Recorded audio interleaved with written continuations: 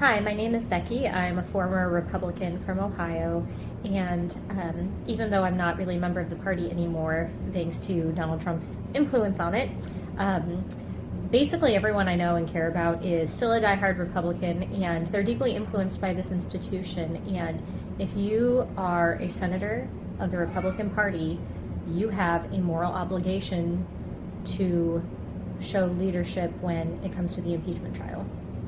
People are confused. They saw footage on January 6th, didn't like what they saw, didn't think it represented them. I live in a deeply conservative area, and I know very few people who approved of the January 6th insurrection. But in the weeks since then, there are self-interested and ignorant, honestly, voices telling them that this was not a big deal, or it's being blown out of proportion, or we just shouldn't be that upset that, police officers were murdered.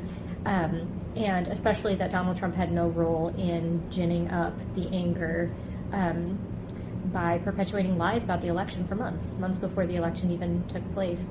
And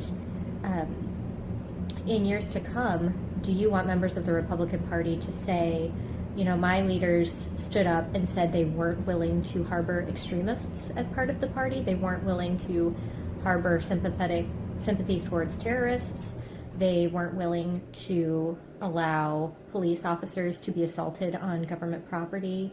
Or do you want them to say, my leaders just didn't think it was a big deal. They were so afraid of being criticized by a former reality TV show actor now living as a private citizen in Florida. They were so afraid of his opinion of them that they wouldn't stand up and say that this is unacceptable.